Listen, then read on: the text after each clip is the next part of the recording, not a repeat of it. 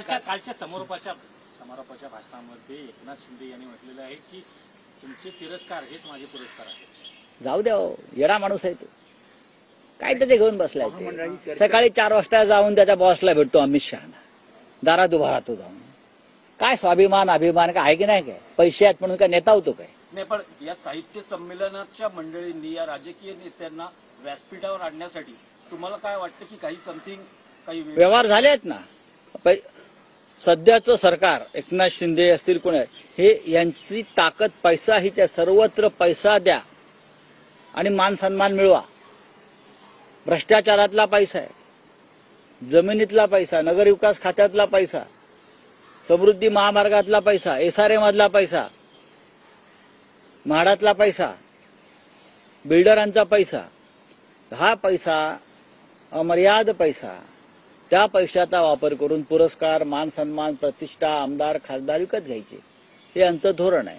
खरं म्हणजे राज्याचे मुख्यमंत्री देवेंद्र फडणवीस यांनी साहित्य संमेलनामध्ये एक संयमी भूमिका घेतली. मुख्यमंत्री म्हणून त्यांचं भाषण मी ऐकलं, जसं मुख्यमंत्र्यांचं भाषण असायला पाहिजे महाराष्ट्राचं, तसं ते होतं.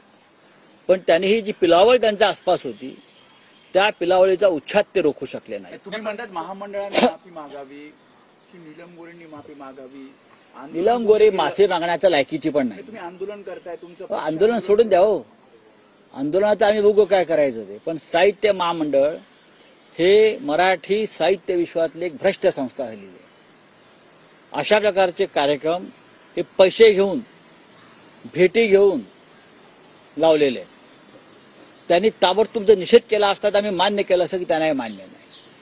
पण हा चिखल फेक करून देण्यासाठी जो मंच उपलब्ध करून दिला, त्याची किंमत मोजलेली आहे. चला,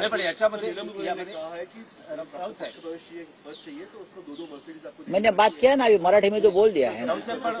नीलम गोरे असं म्हणतायत की देखिए, सबसे बात है नीलम गोरे कौन है. नीलम गोरे आज जो है वो शिवसेना की बदौलत है. 4 बार उनको MLC किया, वो उद्धव ठाकरे जी ने किया, बाला साहब ठाकरे जी ने नहीं किया. ये उद्धव ठाकरे जी की मेहरबानी उनके ऊपर थी. तो मैंने उनको कल पूछा ना, तो आप 4 बार हो गई, तो आपने 8 मर्सिडीज दिया है, तो उसका रिसीट लेके आओ. कौन सा शोरूम है आपका खुद का. हाँ, ये बकवास बात करते, निर्लज्जता है ये निर्लज्जता है. राजनीति में ऐसे गंदे लोग हमारे साथ काम करते थे. हाँ, इस लोगों के साथ हमने काम किया, गंदे लोग हैं ये सब. एकनाथ शिंदे क्या, नीलम गोरे क्या, आप जिस थाली में खा रहे थे, हाँ, सोने की चम्मच से और सोने की थाली में, आप वहां गंदगी करके चले जाते हो.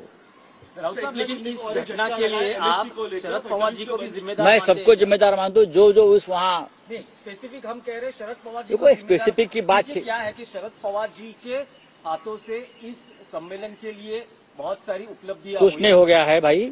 प्रधानमंत्री देखो, वो स्वागताध्यक्ष थे. देखो, प्रधानमंत्री तो आते हैं ऐसे कार्यक्रम में भाषण करने के लिए. भाषण माफिया ये सब जो मंच पर बैठे थे साहित्य सम्मेलन के, वो सब भाषण माफिया है. सभी भाषण माफिया है. उनको तो एक दिन के लिए रुतबा दिखाने के लिए आना ही है. आपने क्या किया है, ये नीलम गोरे का क्या योगदान है मराठी भाषा, मराठी साहित्य, मराठी कविता, मराठी लिटरेचर, क्या योगदान क्या है. फॉरेन से फंड आता है, उनकी संस्था को उनका हिसाब दीजिए. ईडी को बोलिए हिसाब ले लो. लेकिन पवार जी ने कुछ स्टेटमेंट करना चाहिए, भूमिका रखनी चाहिए. पवार साहब एक राजनीतिक आदमी है. हमें चाहते हैं कि जिस प्रकार से ये खिचड़ उछाला गया है राजनीतिक, पवार साहब ने भी उनका निषेध करना चाहिए ना. आप जिस मंच के स्वागताध्यक्ष रहे, वहां उसके महाराष्ट्र के प्रमुख नेता, महाराष्ट्र के एक्स चीफ मिनिस्टर बाला साहब ठाकरे जी के बेटे के ऊपर कोई आकर खिचड़ उछालता है और आप चुप बैठते हो.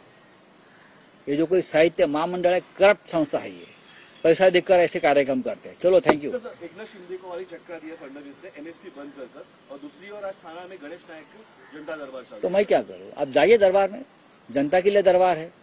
दरबार लेना किसी एक व्यक्ति का काम नहीं होता. सब मंत्री है, महाराष्ट्र के मंत्री है, थोड़े एक डिस्ट्रिक्ट के मंत्री होते हैं. गणेश नायक को तो पुराना अनुभव है. गणेश नायक तो एकनाथ शिंदे को बहुत सीनियर नेता है. MSP बंद बड़ा झटका माना जाता है एकनाथ शिंदे की. क्या बंद हो गया. MSP का जो गठन किया था, जे समिती नेमली होती ती बंद केलेली आहे. कुठली समिती. MSP समिती. जे दर ह्याचे अन्नधान्याचे दर मिनिमम सपोर्ट प्राइस, हाँ, न्यूनतम मूल्य अगर बंद किया है राज्य के मुख्यमंत्री ने, तो उनके मन में कोई और अच्छी बात होगी। पहले वाला जो गठन समिति का था, जरूर उसमें कुछ करप्शन हुआ होगा, नहीं तो बंद नहीं करते। जहां एकनाथ शिंदे कुछ बनाते हैं वहां करप्शन होता है या गड़बड़ होती है। चले। तर शिंदे पहाटे 4 वाजता जाऊन शहांना भेटतात, काही स्वाभिमान आहे का असा सवाल संजय राऊतांनी केलाय। भ्रष्टाचारातून आलेल्या पैशातून शिंदे पुरस्कार घेतात। नीलम गोऱ्हे यांचं कालचं वक्तव्य ही विकृती असंही संजय राऊतांनी म्हटलेलं आहे। पक्षात कोणती घाण आणली असं बाळासाहेबांनी विचारलेलं होतं असंही राऊतांनी म्हटलंय। नीलम गोऱ्हे पक्षातून जाताना घाण करून गेल्या असंही संजय राऊतांनी म्हटलेलं आहे। संजय राऊतांनी हल्लाबोल केलेला आहे। लक्षवेधी लावताना किती पैसे घेतात असा सवाल त्यांनी केलेला आणि हक्कभंग आणा, माझ्याकडे सगळी माहिती आहे असंही संजय राऊतांनी म्हटलेलं आहे। पुण्यात उमेदवारी देण्यासाठी नीलम गोऱ्हे यांनी किती पैसे घेतलेले याचा सवालही त्यांनी केलाय। नीलम गोऱ्हे या व्यक्तीबद्दल बोलतोय, पदाबद्दल नाही असंही संजय राऊतांनी म्हटलेलं आहे। नीलम गोऱ्हे या विश्वासघातकी असंही संजय राऊतांनी हल्लाबोल केलेला आहे। मर्सिडीज दिल्यावर पद मिळतं हे नीलम गोऱ्हे यांचं वक्तव्य होतं। साहित्य संमेलनाच्या व्यासपीठावरचं ते वक्तव्य होतं आणि त्यानंतर आज संजय राऊतांनी जोरदार हल्लाबोल केलाय।